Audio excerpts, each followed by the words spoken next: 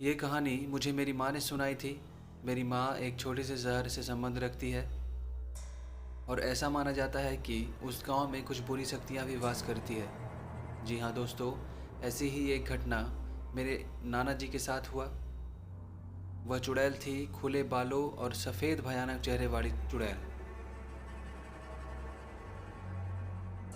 ठंड का समय था, शहर में घना कोहरा छाया हुआ था। मेरे नाना एक बड़े अधिकारी थे। रोज की तरह उस दिन जब मेरे नाना अपना काम खत्म कर दफ्तर से घर की ओर जाने लगे तो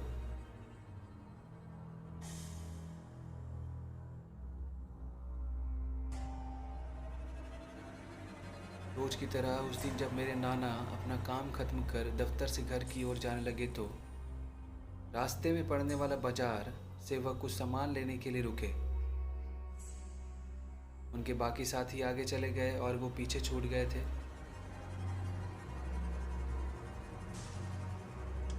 सामान लेते लेते उन्हें टाइम का पता ही नहीं चला और जब नाना जी ने अपनी घड़ी देखी तो टाइम देखकर उन्हें लगा कि आज घर पहुंचने में बहुत देर हो जाएगी।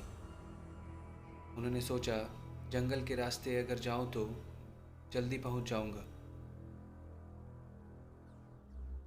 इसलिए उन्होंने जंगल की ओर गाड़ी घुमा ली। काफ़ी अंधेरा हो रहा था। नाना जी तेज गति के साथ गाड़ी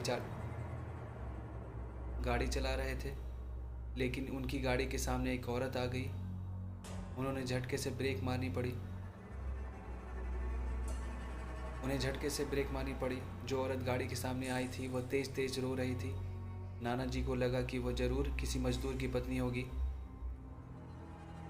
रास्ता जो जो रास्ता भटक गई है। रास्ता सुनसान था, इसलिए उन्होंने सोचा कि इस महिला की मदद की जाए।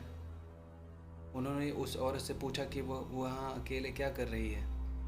उसने कोई जवाब नहीं दिया और ज़ोर ज़ोर से रोने लगी। ऐसा लग रहा था मानो सारा जंगल उसकी आवाज़ से गूंज रहा हो। नाना जी ने उसे बोला कि तुम मेरे साथ मेरे घर चलो, सुबह तुम्हें तुम्हारे घर छोड़ दूंगा। वह नाना जी के साथ चलने के लिए तैयार हो गई और नाना जी ने उस औरत को अपने साथ अपने घर ले आया। वो रात काफ़ी डरावनी थी और वो अमावस की रात थी। नाना जी अपने कमरे में सो रहे थे। तभी अचानक उन्हें कुछ अजीबोगरीब आवाज़ सुनाई दी।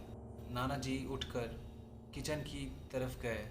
तभी उसने देखा कि एक चुड़ैल जिसका चेहरा पूरा जला हुआ है वो किचन में कच्ची मछलियाँ बैठकर खा रही है।